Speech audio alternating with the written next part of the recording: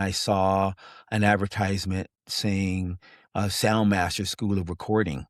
And so I was like, oh, this is what I want to do. This is it. One thing led to another, and then led me to the theater, which led me to Marty, which led me to the manager for for Janet.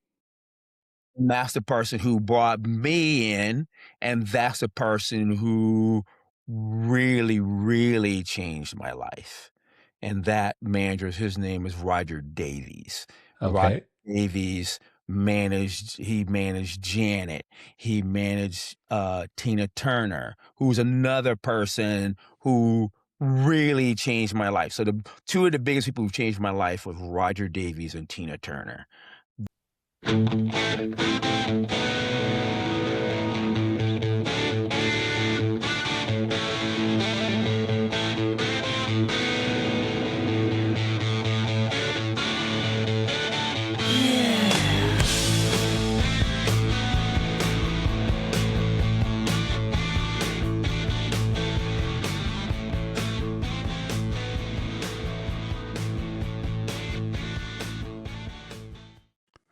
Well, thank you for joining me again for another episode of Geezers of Gear today. And so first, I wanted to let you know I have just created a new web tool, website, web thing within the whole Geezers media group, which is part of Geezers of Gear, or Geezers of Gear is part of. And so this new website really was just created to bring news in from all sources on our industry, and whether that's gear, press releases, new equipment, or it is events or company news, people news, and it's free. It's not tracking you. It's not advertising to you. It's not doing anything. You can sign up, add your email, and it will send you updates every day. I think it's every day or every week. I'm not even sure. But go to eventwire.ai and sign up. Again, it's free, costs you nothing, brings me nothing. It's literally just a gift that I've given to you that brings you news from all sorts of sources and is updated constantly.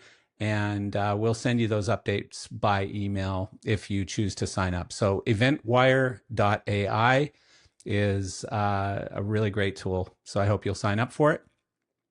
And speaking of news, I believe this article will actually be on that site as well. ETC just opened applications for the 2026 Fred Foster Student Mentorship Program, which is a very cool program, obviously, a chance for emerging lighting designers, new lighting designers to build industry connections through a series of summer online networking events, and then get matched up with an industry mentor who helps guide their career for that next year and often even longer. So the program was started back in 1999 by Fred Foster, ETC's founder, of course, who believed mentorship was one of the most important ways to grow the next generation of lighting pros. And ETC has carried that tradition forward, which is a beautiful thing because Fred Foster was an amazing human for starting this. And it's so cool that ETC continues it. And so anyways, applications are open now through April 10th, which is a Friday. And while sessions run on North American time zone, students from any region can apply. So if you're in final year undergrad in North America, a second or third year grad student, or studying lighting and design elsewhere with a solid CV, this is worth a look. Details and the application link are available at etcconnect.com/student mentorship. etcconnect.com/student mentorship. Great program. And sign up or share it with your friends and family and audience. And so today on the podcast, we have Malcolm Weldon, who is a veteran production manager and event producer with more than 3 decades of experience leading some of the largest tours in the world. From his early days as a house sound engineer at the Beverly Theater in Los Angeles, mixing legends like Miles Davis, and REM, to serving as production manager for global superstars, including Beyonce, Pink, Janet Jackson, Cher, and Tina Turner. Wow, he is the king of divas. Look at that list. Beyonce, Pink, Janet Jackson, Cher, and Tina Turner. Malcolm has helped shape some of the most iconic live productions of the modern touring era. A Parnelli Lifetime Achievement honoree who jokingly calls himself just an old guy with new knees pushing boxes. Malcolm is known for delivering massive, brand defining tours while staying grounded and deeply grateful to the crews and mentors who helped him along the way. I like him already. Please welcome Malcolm. Well, hello there, Mr. Malcolm. How are you? Hello and good morning, and hope all is well in your world. Yeah, it's good. I feel like I just fell off a truck or something because I was just on a phone call with a sound company friend of mine in Canada. And he goes, "You heard about the Megadeth truck?" And I said, "No, what are you talking about?" And I'm from Calgary, and Megadeth, I guess, had a truck flip in Oh, Calgary. that's horrible. But it was like 3 days ago. Nobody got hurt, but the Oh, gear. So now they're scrambling, trying to find enough sound and lighting gear to finish the tour in Canada. that's horrible. That's another Yeah. fear. That's another fear. I know one time I almost had a sound truck do the same thing. And that's frightening. It's frightening. Yeah. Yeah. Yeah, of course. I mean, especially, in Canada, I think there's only, a small handful of companies large enough to just say, "Yep, okay, we got enough gear, we can come out and finish it for you." Yeah. Um, and, I guess it was damaged enough where the system was pretty much completely unusable. So, I don't know. I've been meaning to call somebody from PRG and just get the lowdown on that. I just Okay. heard about it this morning though. Okay. So, yeah. So, anyways, I appreciate you taking the time to jump in and do this. Okay. We're back. Alrighty. We were infiltrated by dogs apparently. So, dogs had taken over the podcast for a moment. So, I do like to kind of go through your life story a little bit on this podcast because, we are geezers officially. Yeah. And so, a lot of like I do get a lot of older audience, I guess, but a lot of my audience are young people who are just coming into the industry. And I get messages and calls, and I run into those people at trade shows and stuff where they're like, "Oh, I appreciate you doing this so much. I learned so much from, these folks on your podcast who have been doing it so long." And but how did you get started? I think you started as a front of house engineer, right? Uh, I started out as a sound guy. The whole purpose of me getting into music in this business was not to be touring. I got into business to be a recording engineer. That was my hopes and dreams, to become a recording engineer and then eventually become like a producer and all that. That's the reason I got into the music business. It wasn't because I wanted to tour. That was like the Yeah, last thing I wanted to do. I wasn't even clocking that. I didn't really understand how you did that. yeah, Um, so that no, that was in the early 80s. The recording industry kind of changed. A lot of studios in California, Hollywood area started to close down because just the industry's changed. Just people started building studios in their homes. yeah, So everything kind of changed, and I came at a time when that change was pretty rapid. yeah. And the school I went to is a place called Sound Masters. It was in North Hollywood. That's where I went to school at. Okay. Um, and I went there. I got out, and I tried to get gigs, and I just couldn't get it. And then one thing led to another. I started working at a theater in Beverly Hills as the house sound guy there. And then different artists came through the theater. And like I said, I still never thought about going on a tour, and especially after working at the theater and seeing the different artists come through and how their just kind of how their lifestyle was. Yeah. They lived on It the just didn't road. appeal to you. The whole thing didn't Nah, it was appeal to just you. like, Yeah. I don't want to do that. That's crazy. But in the 80s, it was much different. Yeah. The way tours were routed, and I guess, and because I saw bands that were primarily doing theaters. They weren't either the theater where we were at either was bands that were coming up or artists that were coming down. Yeah. So you don't know what that means Yeah. from my perspective, but I could tell there was something that's not what I wanted to do. Yeah. And then the I kept trying to get into recording studios, and I couldn't do that. And Did you uh, ever work in a studio? I just did one album for an artist I was working for, doing his live sound, and he allowed me to record some tracks and stuff for him for his album, and but it just didn't happen. And Couldn't turn into a suitable career at the time, I guess. Yeah. yeah, yeah, and so one thing led to another, and one of the tour managers that came through the theater with a bunch of different artists, I would occasionally ask him if I could do some work with him, and I meant just like weekends or for a week, not for weeks or months on end. That was not what I wanted to do. And he said, "One of these days, kid, well, maybe you'll do something with me." And then, you know, then eventually, unfortunately, the tour, I mean, not the tour, the theater closed, and then I had to pivot and find something, to do. Delicate Productions. Since 1980, Delicate Productions has mastered the art of lighting, audio, and video in high energy live settings, from iconic music festivals to global tours, corporate launches, award shows, sporting events, and beyond. For Delicate, the only way to get it right is to get it just right. With precision, creativity, and full service production capabilities, they turn bold visions into moments that linger in pop culture's subconscious.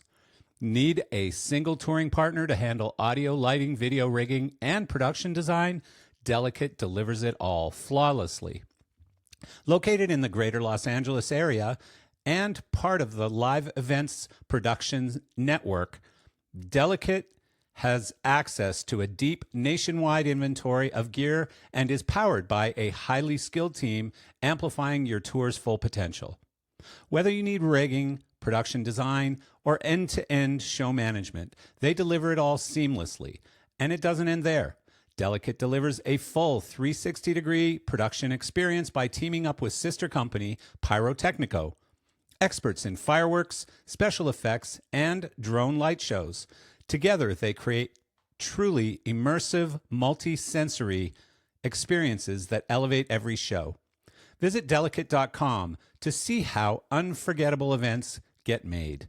That's delicate.com, where technical brilliance meets creative impact. We're back now. So Malcolm had to change devices because the dog ate his phone and all kinds of problems happened. And now we're on a laptop. So yeah, we were just talking about the fact that, you went to school to be a studio engineer, and you did one album in a studio with an artist that you were doing some work with, and you were working in the Beverly Theater, I think, right?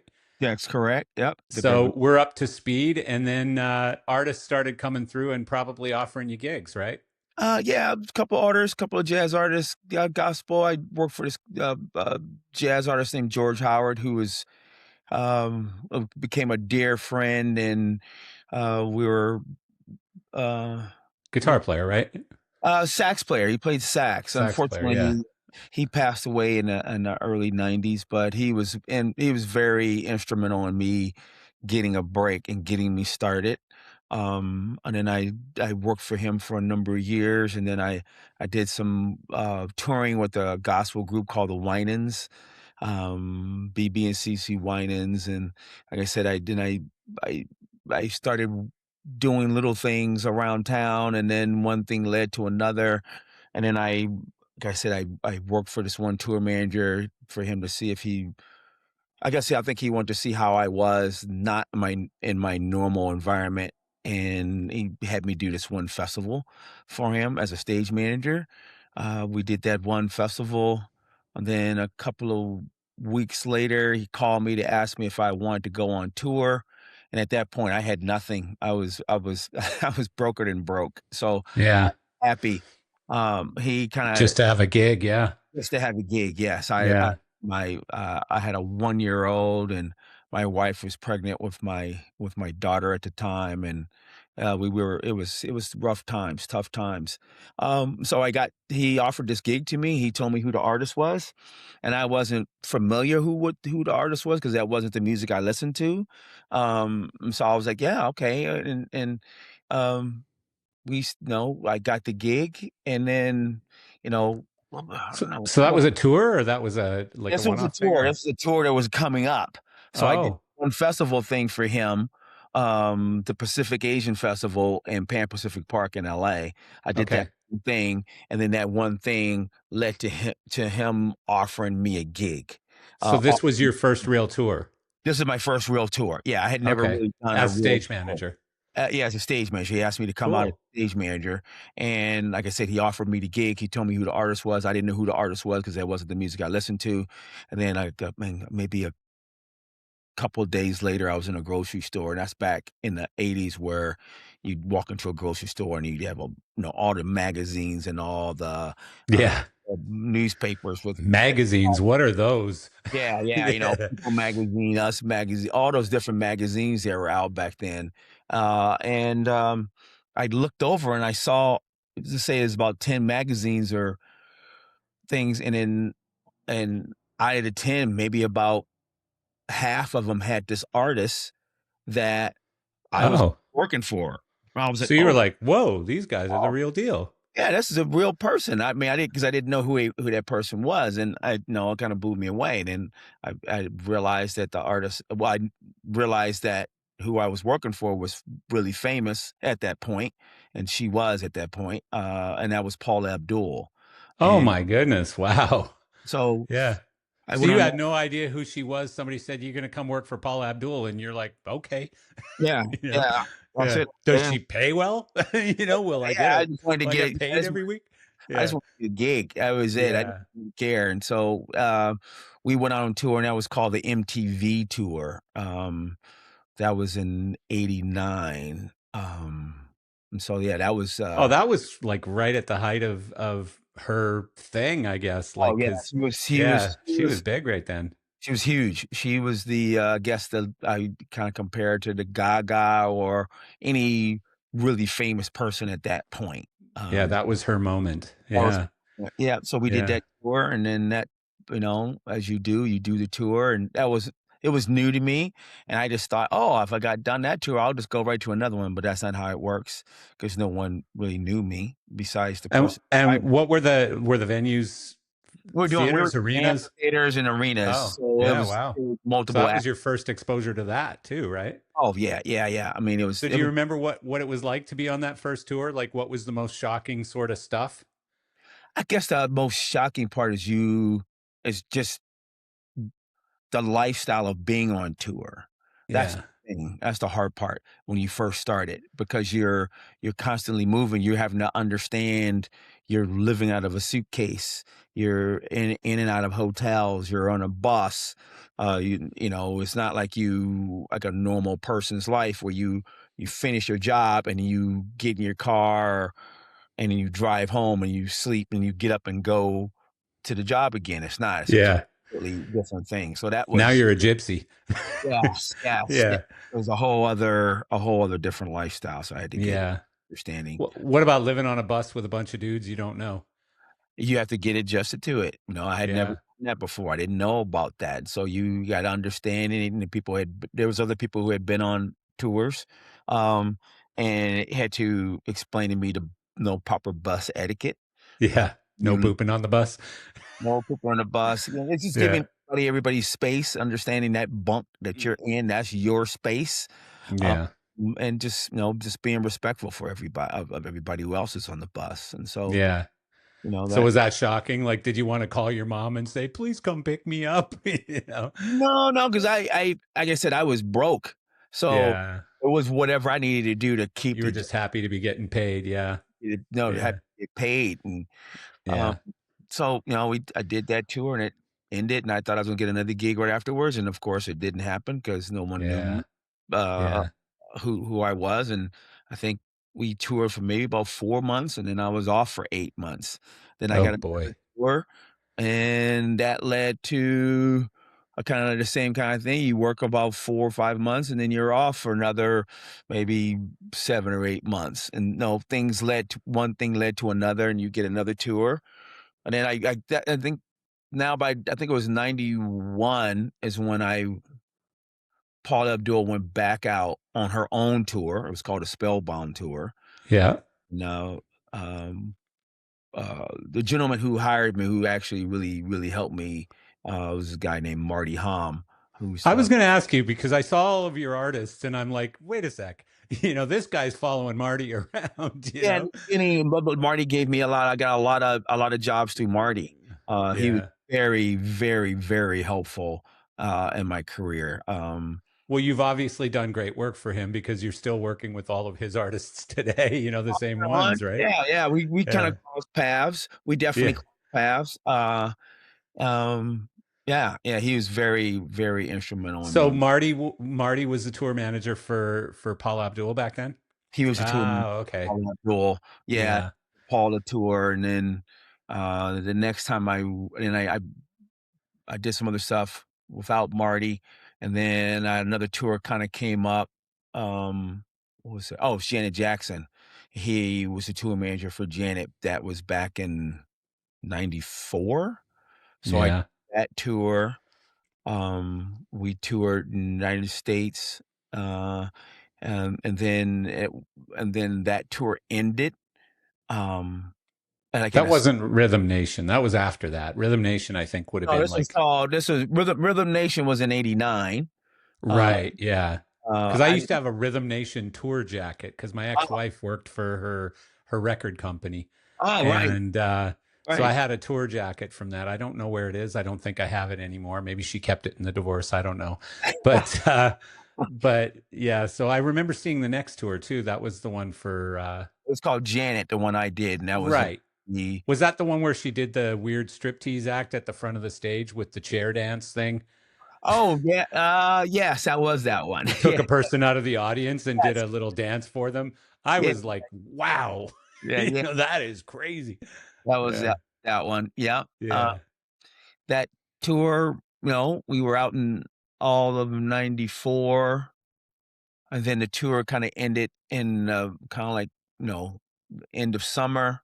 The tour was done, everything kinda went away, and then I got a call that she was her another manager was taking over her career, and he was gonna take her back on the road, and then this new manager wanted to see all of the, uh, the set built because he was gonna determine how he was gonna, route the tour and everything. So, like, I call, and then, we brought the gear. I built the gear in some studio in the Hollywood area or somewhere, and I did all of that, and then he walked around, and he would ask me what certain things did and how many carts it went in and all this different information, like, all these things he was asking me, and I was kinda surprised because a lot of managers don't know that.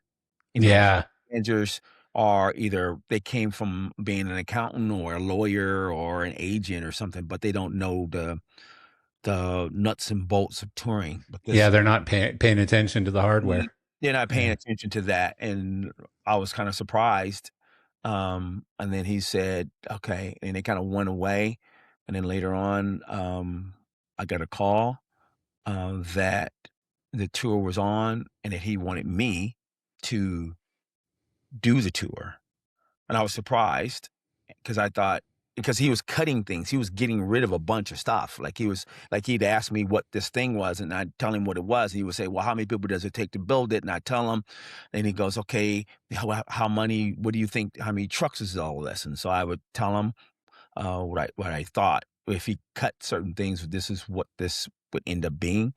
Um, and I thought he was, because he was getting rid of a bunch of things. yeah. You were a goner. I thought I was the one that he was gonna also Yeah, get rid of because he was yeah. bringing his own people in, and then I got the call, and he said he wanted me to do it, and then, Oh, that um, was a nice surprise. that was a very nice surprise, and that was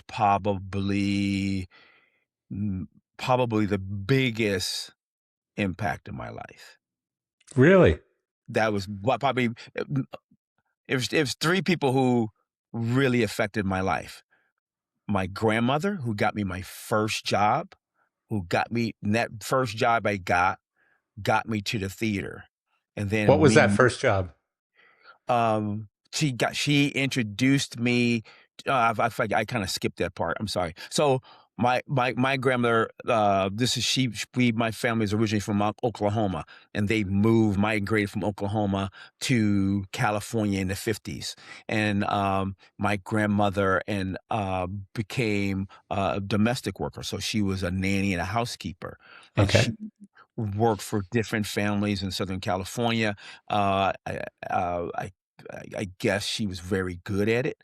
And there was a comedy writer back in the late 50s, early 60s who had the first, I think he was like a million selling comedy album.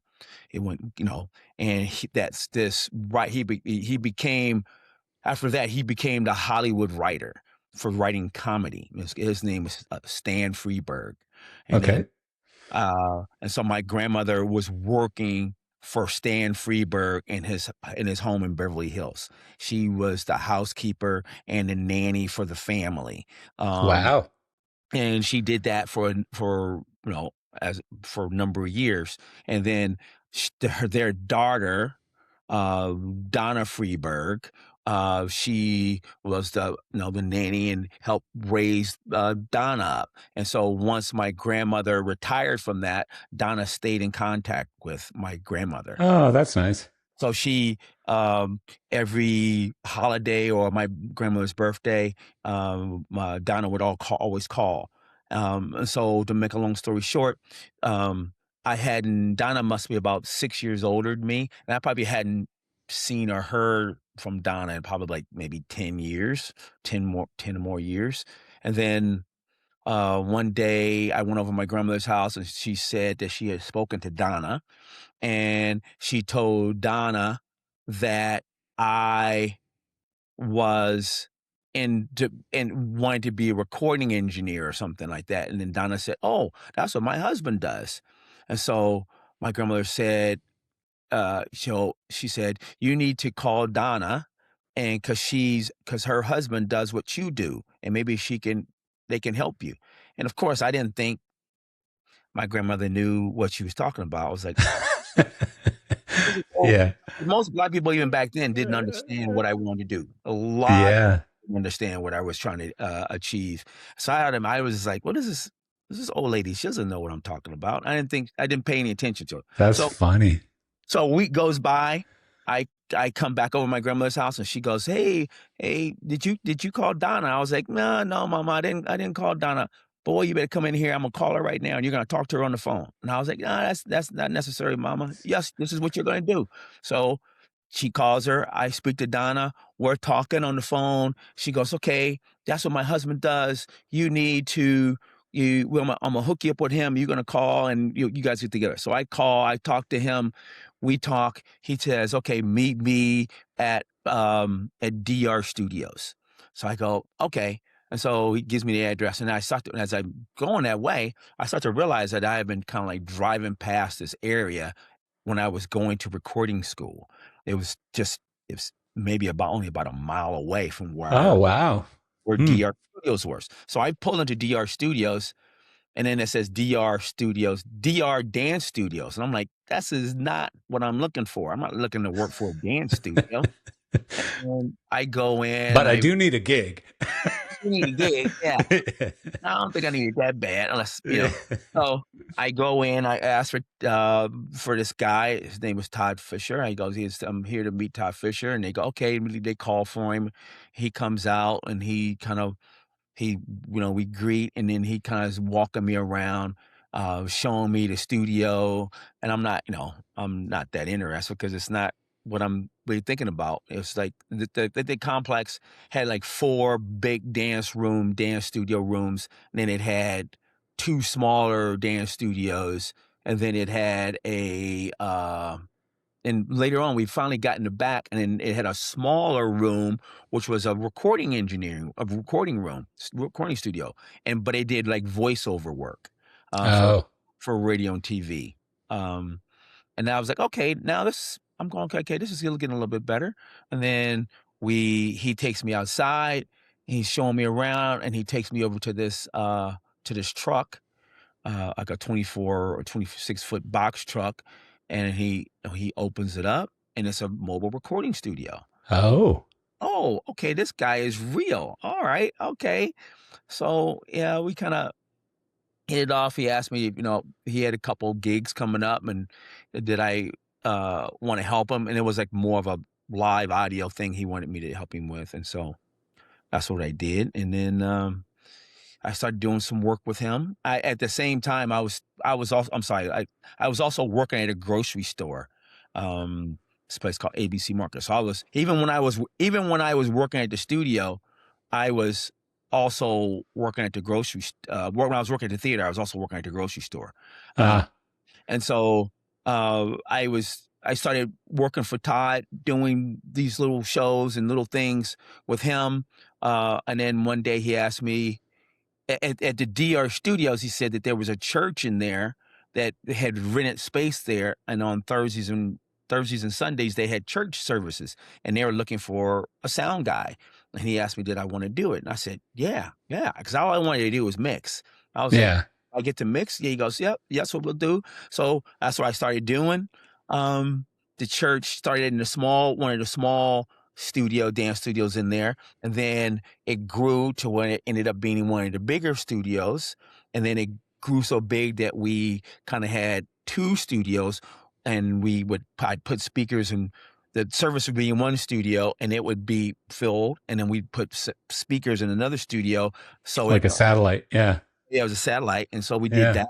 And then this church just got too big, and then they were looking for some place to go to have services, and so they found this theater in Beverly Hills that was being renovated, and then the theater rented space to them on Thursdays and Sundays, I believe. Yeah, and so the church moved there, and I went there to do the sound for the church, and after a while, I was doing stuff there, and then one day the technical director asked me what did I want to do, what was my goals. I said, oh, I want to become a recording engineer. He goes, oh, okay. And then he goes, okay, one of these days I want to talk to you about some stuff. I said, okay. And then we had a concert that we were putting on, and it was going to be for this TV network, Christian TV network called, I think it was called TBN. And and so I had been there all day, setting everything up, mixing for this TV show and doing all that stuff. And then I was packing up, and I was trying to rush. I was rushing. And so the technical director guy came over to me and asked me why was I in a hurry. And I said I had to go to my job. At the grocery store. Well, yeah, and he goes, "What do you other job? You've been here all day." I go, "Well, I do this for free, but I have a real job, and I got to get to work. I got to get there."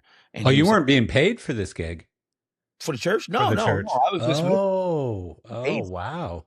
No, no, no. I just love sound, and I love doing what I was doing." Yeah. And so he goes, "Oh, okay." And then let's say that was like on a Thursday, so that next Sunday, I'm at the church setting up the sound, and he came over and started talking to me about my goals and all that. And I kind of told him what I was doing. He said, "Well, would you ever consider working here?" And I was like, "No, I was young. I wasn't quite clocking what he was talking to me." I was like, "Well, and do what?" He goes, "Well, do sound." I said, "Oh." And he said, eventually we're going to open because they were just renovating the theater. So it was months of renovating, getting this theater up to code and up to specs to be doing shows. And he said, once we do that, I'm gonna need a sound guy. And would you be my house sound engineer? So that's how I started working for That's him. wild.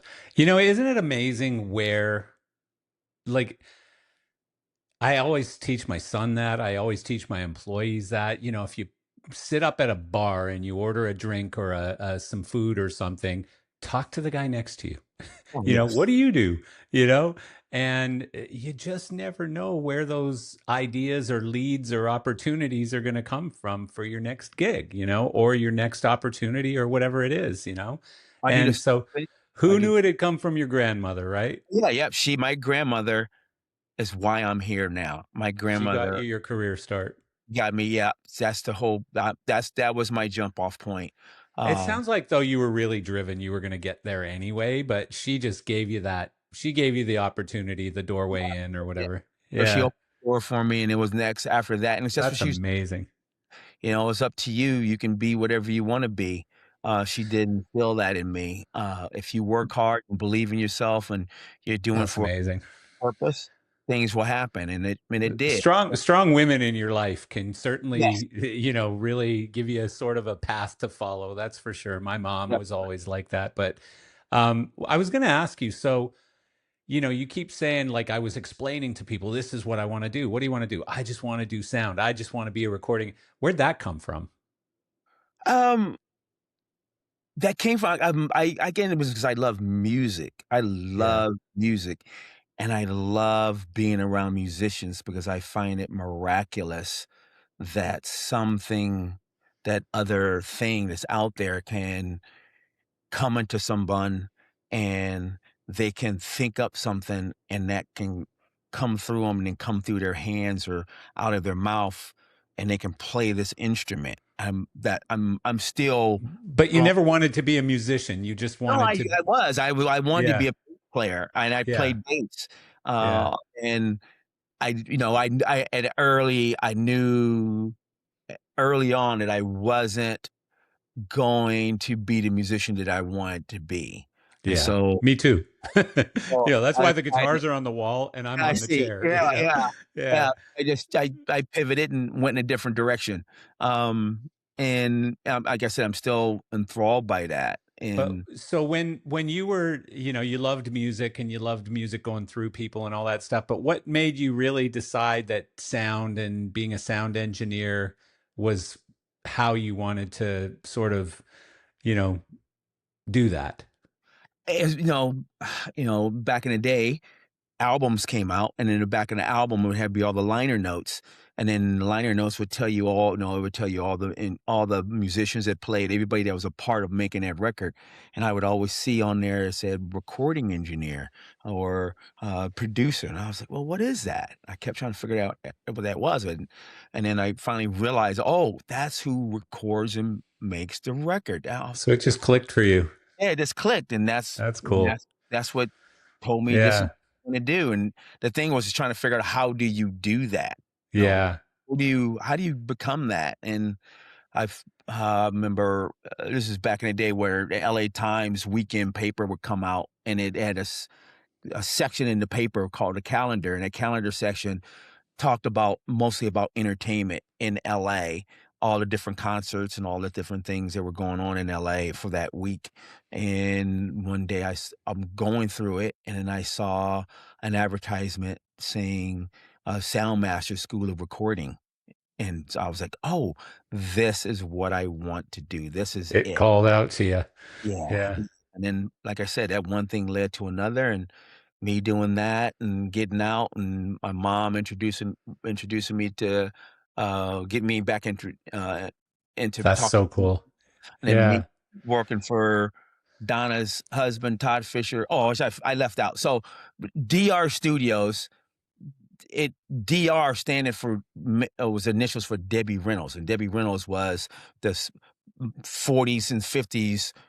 Yeah, I know who she is, of Yeah, course, or no, was. Yeah. yeah, dancer, I mean, actress, and then, she married this, man named Todd Fisher, who was like a crooner back then, and so they had 2 kids, they had Todd Fisher and Carrie Fisher. Oh, So, wow. Princess Leila from Star Wars, Of course, yeah. that's who Todd Fisher was, and that's who I Oh, wow. or who got me into the working So for his it. mom was Debbie Reynolds and his His sister mom was was Debbie Carrie Reynolds, and his Fisher. father was And Todd this was the guy who gave you your career.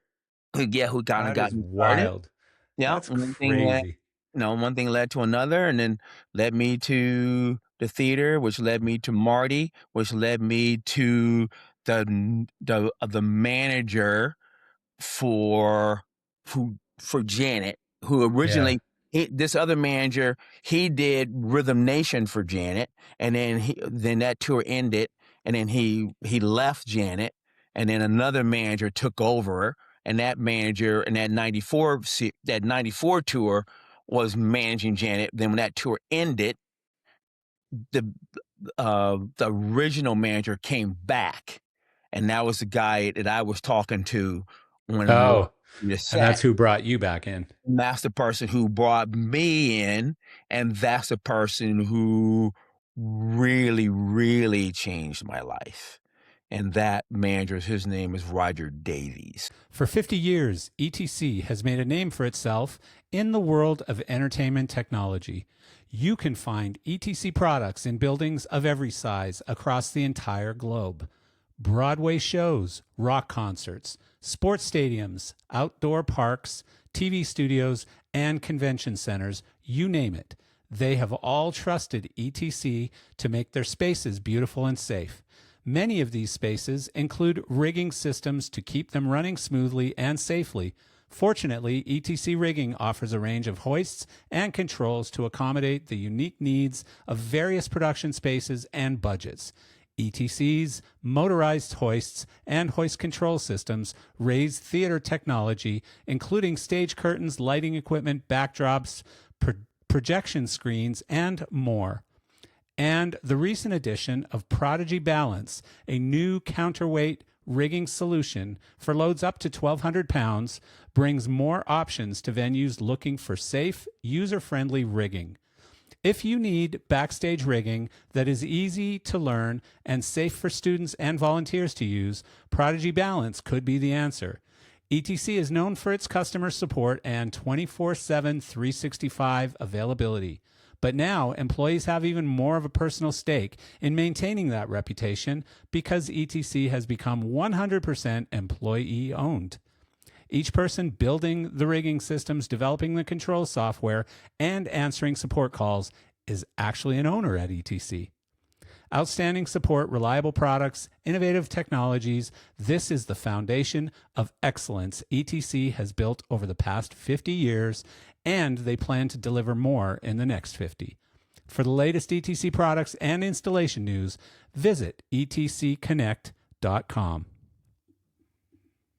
Roger Okay. Davies he managed Janet. He managed Tina Turner, who's another person who really changed my life. So the two of the biggest people who changed my life was Roger Davies and Tina Turner. That How they did they change your life, though? Just by giving they you opportunities? they gave me opportunities. They saw in me that things that other people didn't see. And you have to understand, back in the 80s, early 90s, there were very few people of color in the touring industry. Almost Yeah. none.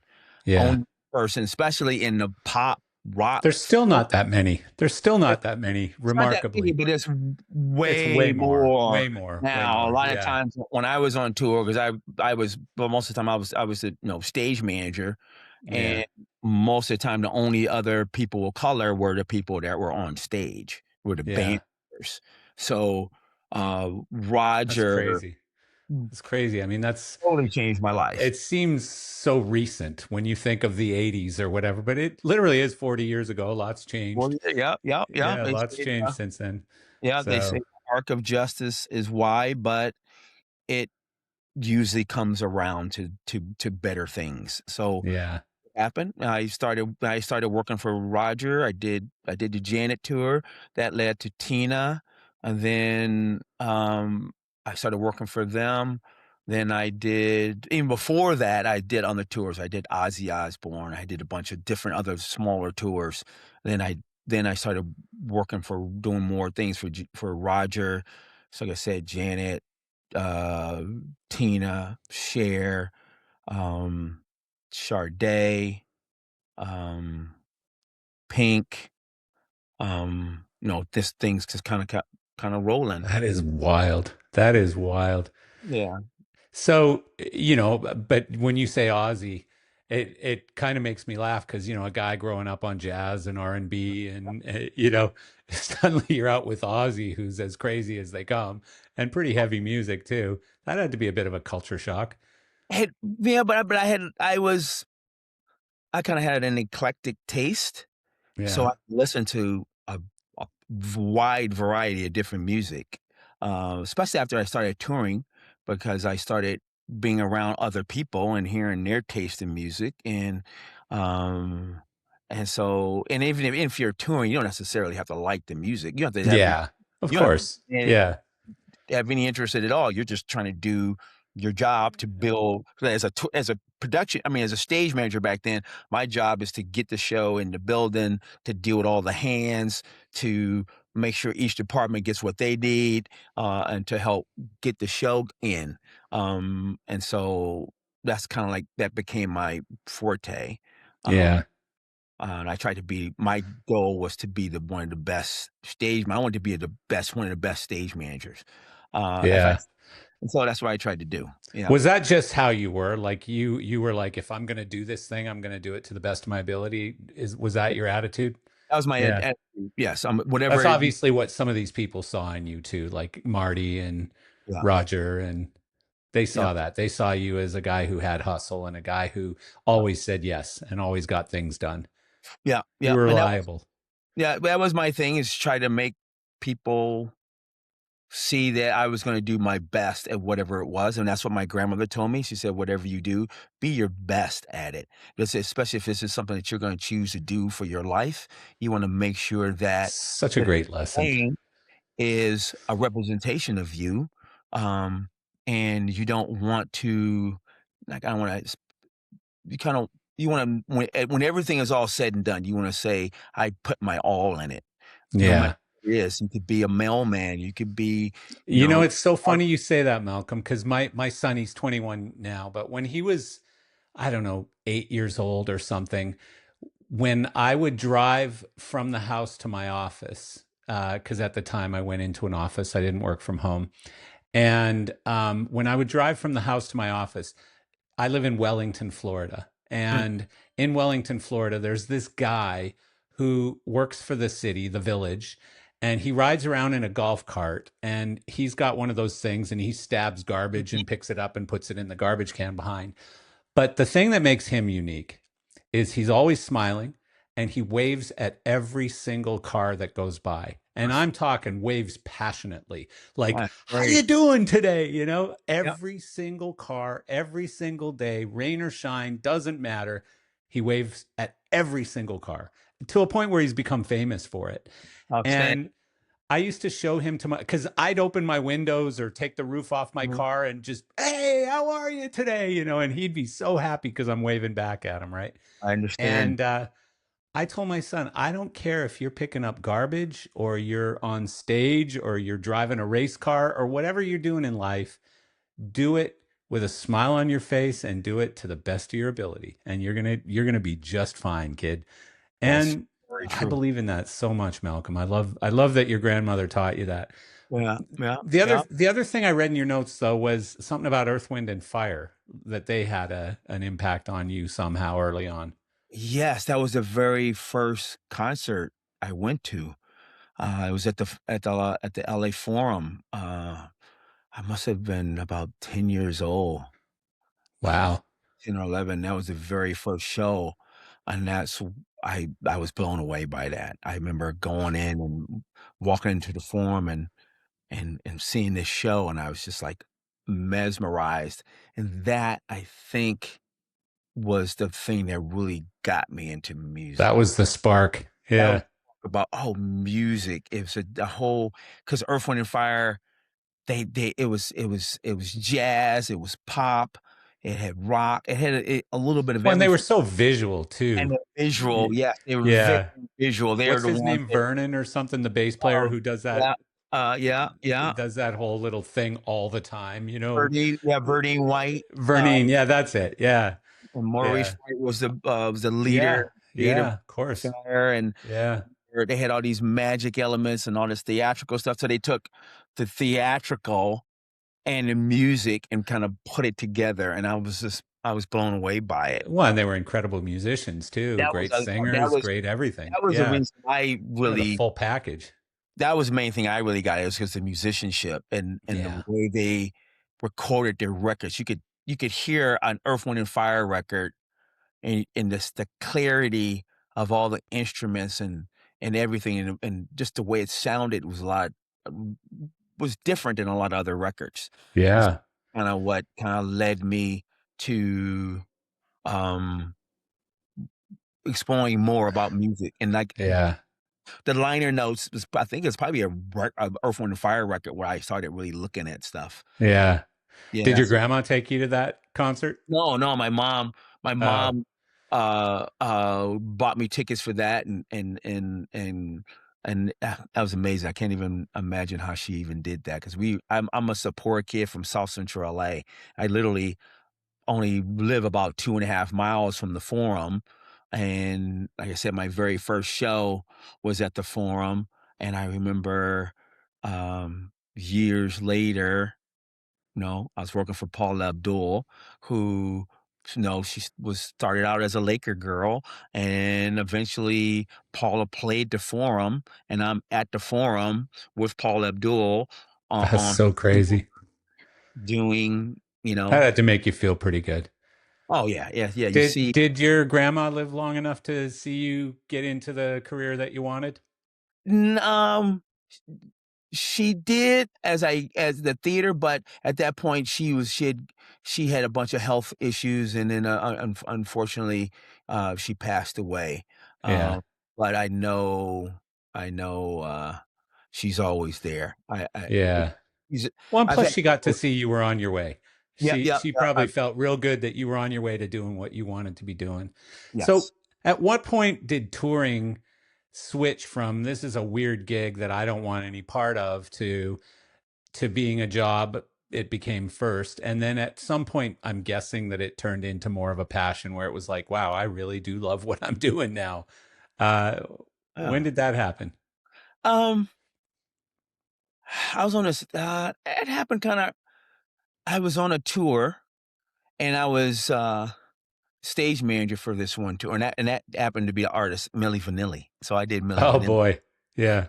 the first Artist, I don't know if one. that's the correct word. Yeah, yeah, yeah, yeah, I don't know about artist, yeah. And I actor did that tour, perhaps. and, Yeah. the production manager for that tour, asked me, uh one day he kinda came out and asked me, how everything was going, and I said, "Oh, yes, they're going okay. Yeah, I think they're going good." He goes, I see, he goes, "Do you so what's your plans?" I go, "What do you say? What do you mean?" He goes, "What's your plans on, your career?" And he goes, "Oh," and at that point, I still wanted to get into the to You studio. couldn't get that out of your system. No, and I still wanted to do sound, and he was like, and he said, "Well, I just wanna, this is my suggestion. If you want a lasting career and you wanna make, fun more money and make it sooner, you should go into production."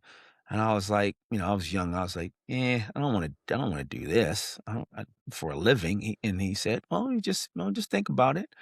And so I did that tour, and then as you do it, you start to realize what you're gonna do, and then eventually I realized that probably the sound thing wasn't gonna work for me, and so I decided, okay, I'm gonna be a stage manager, and I'm gonna make that my art, because I consider mixing an art form, like a musician, and I say, "Okay, I'm gonna make being a stage manager my art form. I'm a refine this to the best of my ability." Um, So in a sense, it was just acceptance on your part, I was like just finally accepting that, yeah, hey, I'm pretty good at this. yeah, People are starting to take notice. yeah, I'm starting, my paychecks are probably growing a little bigger. You yeah, know, this really is a career now. And I think I just need to accept that this is my calling, you yeah. know? That's what it Yeah, was. that's cool. That's cool. And it probably felt so much better after that, you know? Oh, yes. And that's all. Also, you sometimes you don't know, I kinda say, with your blessings until afterwards. You start to realize, "Oh, this is what the gift is." Yeah. You're still in the music business, you're still around musicians, but you're gonna do it in a different way. And so, I That's accepted cool. for it, yeah, and then I also there was, like, this one musician that I had met. There was a bunch of musicians that I met, on while working for George Howard, and it was this one musician, this drummer named Rayford Griffin, and he was an amazing musician, amazing. And I said, I'm going to be the best stage manager. I want to be as good a stage manager as Rayford Griffin is as a drummer. That's cool. And that was my goal. And Yeah. That's Did you ever get to go up and play bass for a sound check or anything? oh, yeah. I didn't know. I knew I didn't because I was around really good musicians. So no, I wasn't going to go play bass in front of these guys. Oh, really? You No, never had the desire to stand on a stage that no, big, n- and even if you're just no, playing some silly, boring song where you're just going dunk, dunk, dunk, dunk, dunk. no, no, no. Like I said, I'll push the bass that's in a case onto the stage, and that's about it. But I'm not going Oh, to wow. get up on stage and play. No, yeah, yeah, yeah. When did you switch over into production management? I did. I switched over into production management. I think in 2000. Roger Davies asked me. Well, we were on a tour. The tour ended, and as you do, I'm like loading out, and he kind of came over to me and told me thank you, and asked me what was I going to go do next, and I told him I didn't really know. He goes, well, he goes, he goes, Janet's going back out, and would you consider being my production manager for it? And I was like blown away. And then I was like, well, yeah, but I go, and then as a stage manager, especially back in the day, tour managers ran everything. They they they hired all the vendors and they hired all the crew. Um, but the thing with touring, especially as the bigger tours, the tour manager, because he's dealing with the artists, Artist, yeah. moving the artist from point A to point B and dealing with all that. So a lot of times, the tour manager would come in, they walk into the building around 2 or 3 o'clock in the afternoon. And while you've been, loading the show in so that they come in based off of when you want the artist to be in the building so that they can do their sound check and rehearsals and then do the show. And as, um, as a stage manager, you don't hire anybody. You're just given the crew that you're given. And as a stage manager, a lot of times you're dealing with all the different personalities on a crew. You're dealing with some people who are very helpful. Some crew members aren't very helpful, but you Yeah. can't do anything about it because you didn't hire them. You just have to find your best way to get around certain issues that you may have. Um, so my thought was when he asked me that, I asked him, I said, well, if I become your production manager, do I get to hire the crew? And he said, yes. And so Mm. I said, do I get to fire the crew? And he said, yes. And I said, do I get to hire the vendors? He said, yes, as long as it fits the budget. And I was like, okay. But then that's kind of how it started. Oh, that's interesting. Yeah. Yeah, because after being a stage manager and after being on tours for that number of years, because by that time I'd been touring probably about 10 years, mainly doing being a stage manager. I realized the the pluses and minuses of that. And like I said, I understood where you can have one bad person on a crew. It could be, you know, it could be 100 people on a crew. And you have one bad person, that one bad person can be a cancer. And that can Yeah. start to So true. attitude will just start to permeate throughout the whole crew. So I tell everybody, and I still believe this, the only reason I became a production manager is so that I can hire and fire people. I only want good people around me. To I create the right chemistry and stuff. Yeah. chemistry. I'll take people who I'll take someone who could not be necessarily the best person at that gig, but because they have a good work ethic and they're willing to learn, I can teach you to do your gig, but I can't teach you to be a good human being. Yeah. That's So true. Yeah, that's so true. my thing as far as hiring crew. I Is agree with you, by the way, and I try to do the same, but I fail so often. I try to hire for character Mhm. and train skills. Yep. Yep. And but that doesn't always work.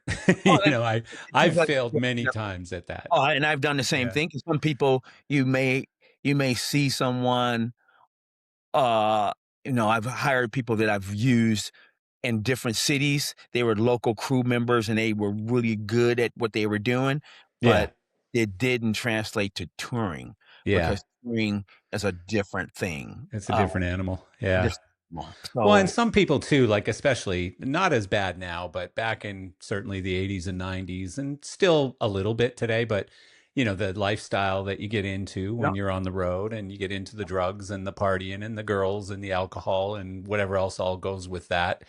yeah, Um, some people don't handle it quite as well as others, and they become correct, a real problem. right.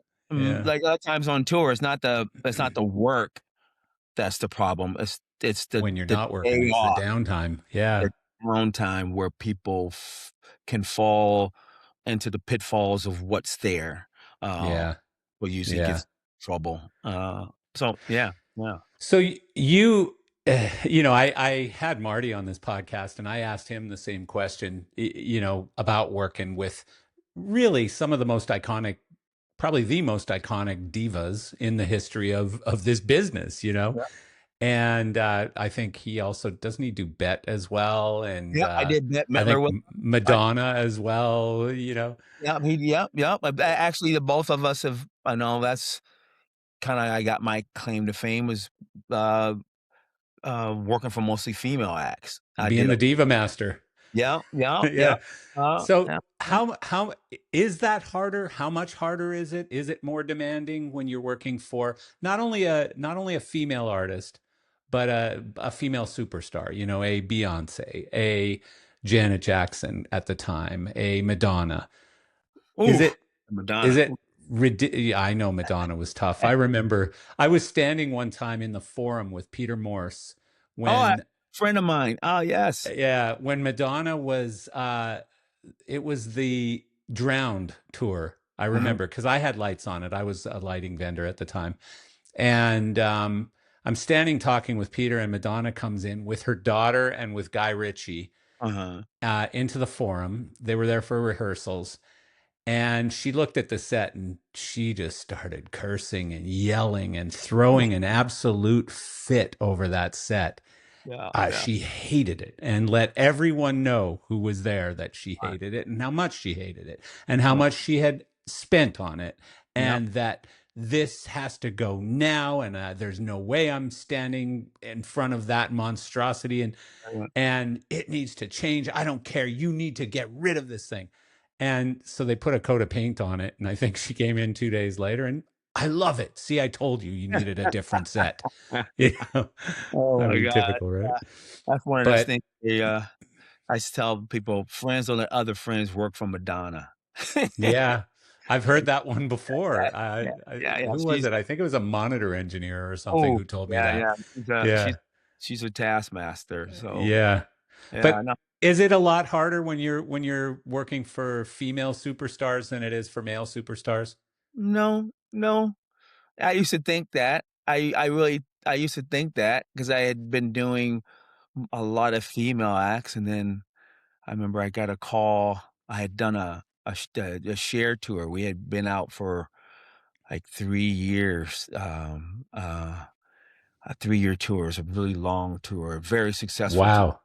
Oh, and, the whole Believe thing. I don't know what it was no, this called was, when that album was big. I no, no, I believe it was in '99. I did do that one. This I forgot the name of it, but this was supposed to have been like her farewell tour. It was gonna be the last of Another her. one of those. Yeah, we ended up Yeah. being for 3 years, and then it ended, and then, this is like in, uh, 2005. Yeah, 2005. The tour ended, and I'm just kinda at home, and then I get a phone call from another colleague, um, uh of mine, and he tells me he's got this tour coming up that he couldn't do, and he wanted to see if I could do it, and he told me it was it was this band, and I was like, "Oh, man," and it was, it was a famous band, a rock band, a bunch of guys. I was like, and I was really looking forward to it. But then I said, I just got through touring. I really don't want to go back. He goes, oh, it's not going to be that long. It's just a short tour. He says altogether, uh, maybe about 2 months, at the longest. And, I was like, oh, okay. And he told me who it was. It was the Eagles. And Oh, Jesus. so I was like, when I had heard all these bad stories about him, and I was like, "Ooh, I don't know about that." And he was like, "Yeah, yeah." And okay, okay. So I told him yes, and so I did it. And then, um,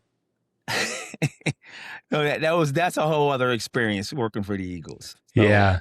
I, Well, I supplied lights to yeah, one of their tours, the one that started in Moscow ooh, in like, I think it was 2000 or 2001 or okay, 99, maybe even, okay. in Moscow. And I went for the rehearsals and then the first show in Moscow. And I was there with Nick Jackson Oh yeah, awesome. Yeah, Steve Cohen was the LD for it, and yeah. Robert Roth was there, and Oh yes, yes. it was a fun All, crowd of people that we yeah, had in Moscow, and but yeah, the Eagles were interesting at the time. They each had their own manager, yeah, and they each rode to the venue in their own van. yeah. And they all ate by themselves. And like one morning, I'd sit and have breakfast with Don Henley, and the next morning Ooh, it might be Joe Walsh or something. yeah, yeah, Uh, yeah. so yeah, interesting. It's so amazing that a band can be that good and sing in such perfect harmony, yet Unhappy. despise each other so much. Yeah, Like yeah, it's just definitely. wild. Oh, yeah. Yeah. Yeah, I guess that's just to show you, it's just, popularity and money and fame and all of that doesn't matter if you're not happy as a human Yeah. being. You're just you're just not happy. You just happen to So be how was that happy. tour? It was fun. I think it was called the California tour. We did, stadiums and open field shows up and down California, and then we did multiple shows in Staples Center and, Yeah. the Honda Center or whatever it's called now.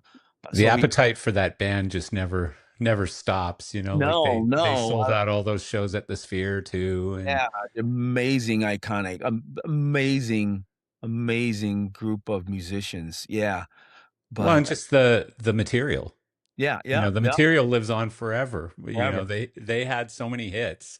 yep, And that's I think we're because of our age, we're going to start seeing so many of the bands that we grew up with mhm. touring with no original members. I think we're going to see loads of those bands touring with no original members. Yes, it's pretty. But I guess it's great because they can that name and their music still kind of travels. And I know I've now you're starting to see.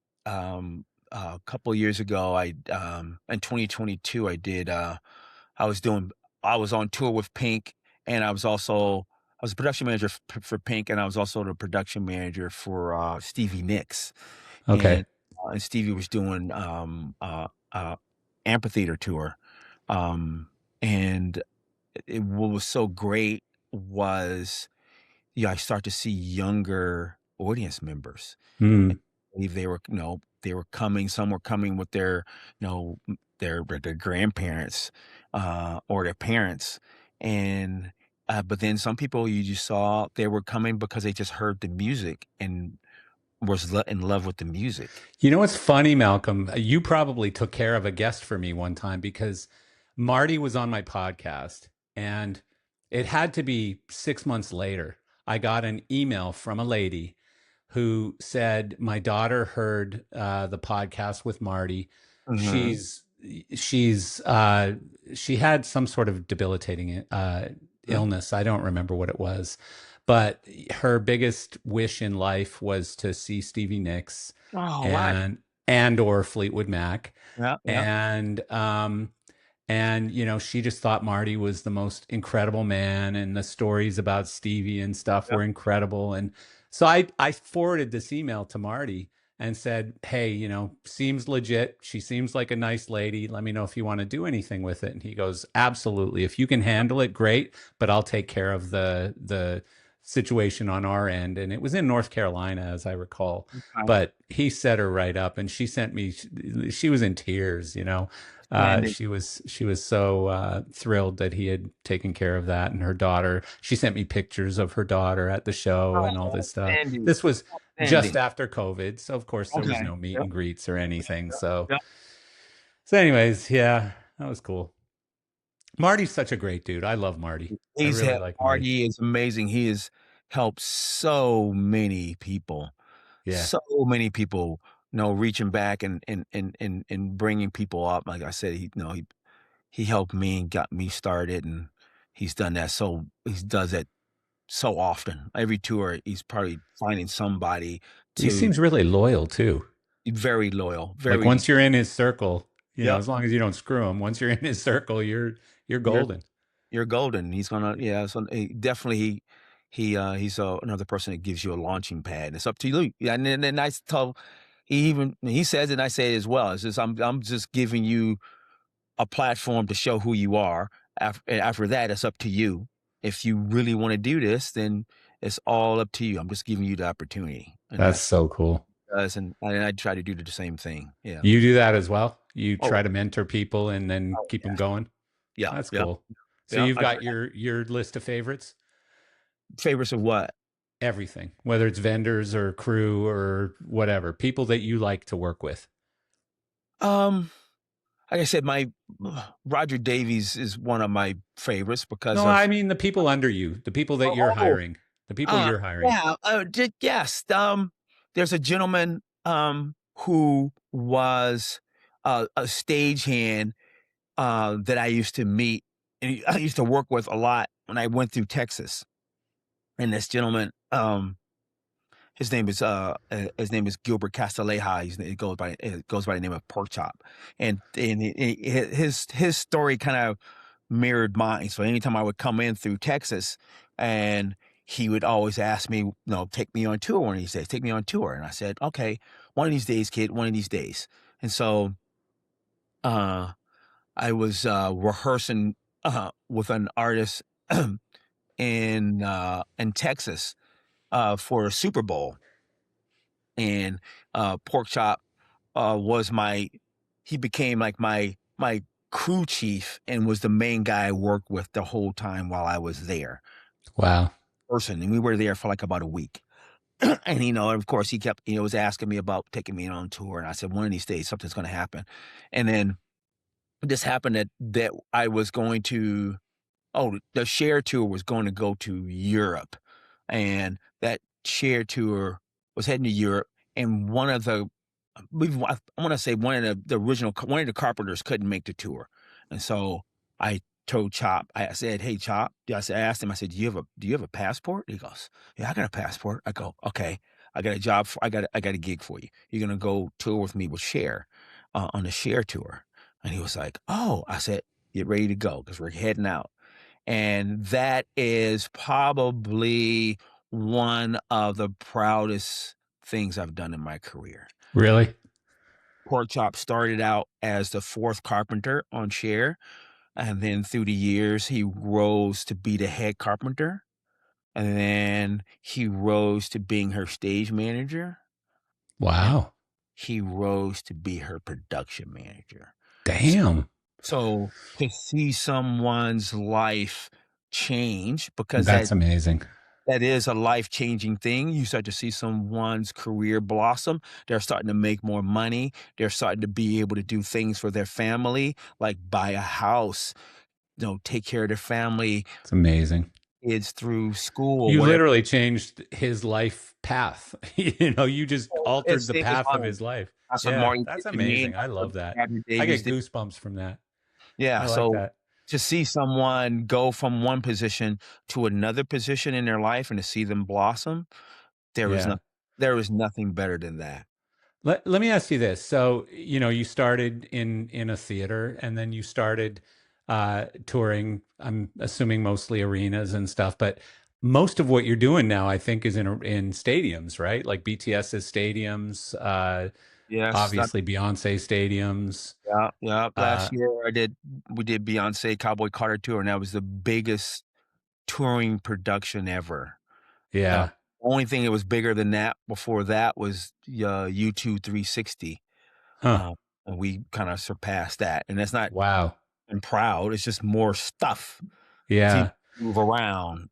How much does that change your life? Like I know Marty said to me, my legs and my back and stuff are so sore because from the production office to the stage now is such a distance, it's just a ridiculous amount of oh, steps. oh yeah. I mean, stadiums, they're it's time consuming. Arena tours, you know, it takes arena tour. Let's say an average arena tour is like maybe 20 something trucks, and that's a pretty good size now. But now you even have arena tours that even have 30 to 40 trucks, which is to me is goofy. Uh, Yeah, it uh, is.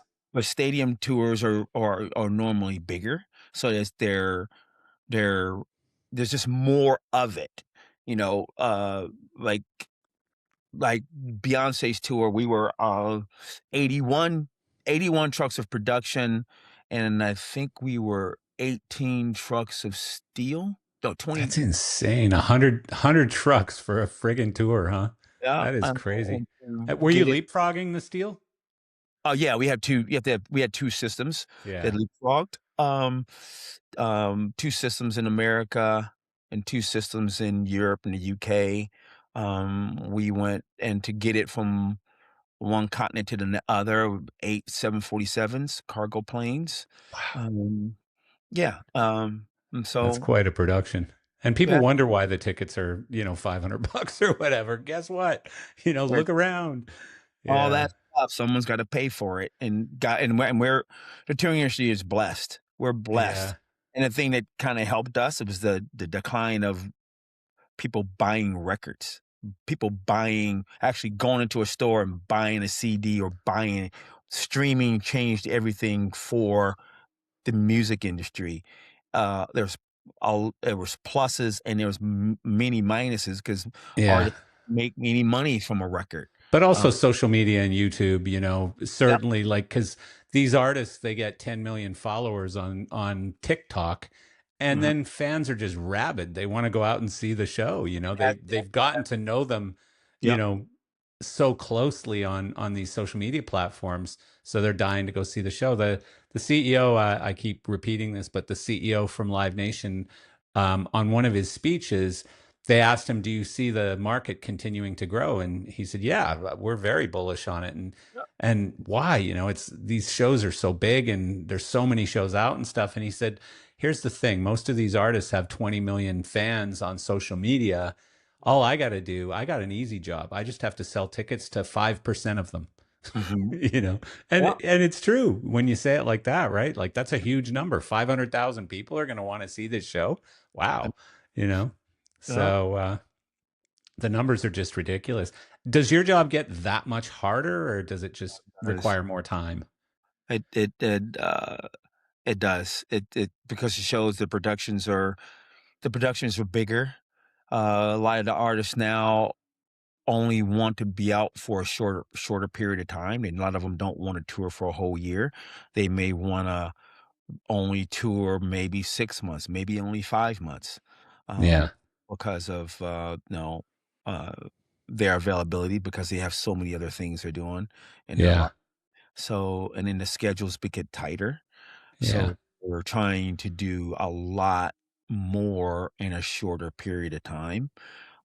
So the logistics of putting a tour together and moving it around the US or around the world um, takes up a lot of your time. Well, and just the fact that everything's usually like ground supported and stuff, because you can't just put in hang points in the ceiling when there's no ceiling. Uh, It doesn't stop people from designing something like that, and that is crazy, isn't it? It is because it wild. The yeah creativity of some of these designs, yeah, and wild. it's getting even wilder because now you don't have to even need now the new design team may they don't they can go to AI now and just go, "Hey, I want a flying elephant, a purple flying elephant with some answers on it.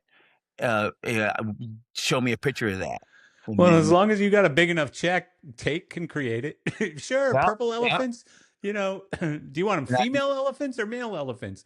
yeah, you know, yeah, and I yeah, think one of the other things driving it, honestly, I'm probably wrong, but women have so much more of an ego than men. And so, if Taylor Swift has that, I want that too, or if so and so has that, I want that too. I wonder if some of that is driving it. and it probably some of it's true, but it got nothing to do whether if they're w a woman or a man. Yeah. All of them have an Everybody ego. wants to outdo the Everybody's competition. got an Yeah, ego. that's true. I mean, some of the older artists that were, in the that were artists in the '70s and the '80s, rock bands and all that kinda stuff, and that necessarily they don't gravitate to that. Well, I don't know. Look at George Strait. Yeah, but George Strait is selling massive It's insane. yeah, he's supposed to be retired, but he's not, but his productions, they're Just keeps getting big. bigger. Yeah, but the way he does it a different way. He normally a lot of his stuff is like we call one-offs. So Mm, he plays one city, and then he gets all that stuff in from that city. He yeah, mainly brings his band gear and his band and maybe the monitors, but everything else is a big one-off. yeah. The video is from that city, the audio is maybe from that city, video maybe from that city. He's not So, carrying so it's it like a series of from the festivals city. almost, as Yes, opposed to as yes, opposed to a which is tour. another way of Yeah, doing it. And yeah, yeah. yeah, as So opposed is to it good? Are they like you're probably seeing into the future, obviously, because you've got some tours that are probably not even going out until next year that you're already working on. Do we keep getting bigger, or are people starting to top out and go, no, nah, we're going to back off a little? Still getting bigger. we're still getting bigger. You think, like I Holy said, shit. I thought, Beyonce was the biggest thing ever, and nothing would ever top it, and it's looking like BTS will be bigger than that. That is wild. It is wild. That is wild. But Yeah, me too. uh, the fans almost kinda demand it. They wanna Yeah. always they want something else. They want more eye candy. You have to present more, especially because of TikTok and YouTube, and the internet is always pushing the envelope. That's pushing the envelope. So, and then you have another, and then the creatives who are constantly coming up with different ideas. So yeah, Yeah. I don't see it What changing. what still excites you about, like, let's call it load in day? What still excites you? What still excites me is the feeling you see on the fans' eyes. Really? Um, That's yes, cool. you that still excites me. I still get that feeling when the first time I walked into and saw Earth, Wind& and Fire, and I walked in, and you walk into the arena or the stadium, and you see the stage, and you see they're waiting for the artists. And what I tell a lot of our women and men that are out with me, I tell them that we are incredibly blessed to be doing this.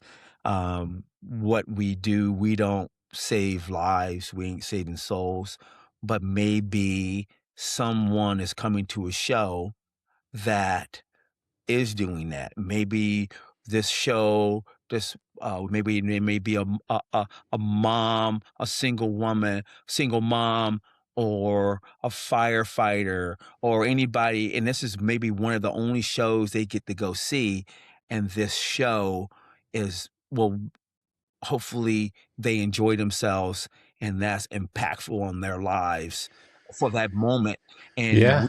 we are a part of that, 'cause I Yeah. know I was on a tour, um, years ago where 2 young ladies came to a show, and they were, they were really big fans of that show, and then we found out later on, um, that from their parents that they died in a I think it was a car accident, and, Ugh. but that was one of the last things that they saw was the Ah, that I was on. they ended on a high. And like I said, Yeah. we're not we're not saving lives or souls, but maybe there's somebody that is doing that, and we're entertaining them Well, for that. I love people who do it for that still. Yeah, Like, think about it. There was a production manager on Earth, Wind, and Fire, mhm, 40 years ago or whenever it was when you were standing there as the 10-year-old kid looking, going, wow, I want to do this yeah, someday. And there was a production manager there that had the same feeling like, you know, correct. "Ah, Yeah, look at these kids' eyes. yeah, So he made a difference in your life very indirectly, right? oh, yeah, yeah, I know the feeling, and we all of us all say it, Marty says, a lot of people say it, the feeling you get when you call house lights, when house Every out, LD tells me that. Like, why do you still do it? Oh man, house lights out. house you know, yeah, yeah, that's the that moment. feeling, to hear the crowds, yell, and you gotta think about it, they've been thinking about this show for, for weeks, months, or years, and then I don't know though. Like in the heyday of the NSYNC and Britney Spears and stuff, I remember I was doing a lot of stuff with Peter Morse and with Steve Cohen because I do a lot of stuff with Michael Brokaw and he was yeah, yeah, managing these guys. And those shows, when the house lights went out, I don't normally, and I should, but I don't normally wear earplugs. But for those shows, I had to. Like it was piercing, and it didn't stop yeah, until the house lights went back on. I You know. know, it That's how just, yeah, it was a constant scream from beginning to end. Just yeah, never went away. yeah, Ugh, yeah, but that shows you you're doing something right, I guess so, huh? doing So what's something. next for you? Where are you going next? I'm like I said, I'm working on BTS. I just got back from Mexico City doing a site survey, and I've got BTS going out, and then I'm also Pink has got a couple of one-off dates. So I'm also trying to put that together. So I'm kind of all over the place, man. Yes. So you're Yeah, not going to the cabin for the summer or anything. You're not going to go spend the no, I'll summer at be the on cabin. tour. I'll be in planes, trains, and automobiles How long are for you going to keep doing this, Malcolm? uh, I'm I'm hoping to only do this another 5 years. I'm Yeah. hoping. Uh and then hopefully I'll do a little swan song. I won't probably leave it all together, but I'll transition from being a production manager, hopefully to being like a site coordinator or a consultant or something like Yeah, that. production advisor, a consultant. Yeah, Yeah, there's but a lot of gigs for that stuff yeah, now, especially as yeah, these systems keep getting bigger and bigger and the logistics get more complicated and stuff. yeah, yeah, So, I think the people, the OGs, which I guess I'm becoming one of at this point because I'm in my 60s. yeah, But I think that there's always sort of an ability to transfer knowledge to other people and you can sustain your career as long as you want to, really, because we carry so much knowledge because we've been around for a long time, right? yeah, So, yeah. We are the dinosaurs, and yes, we are.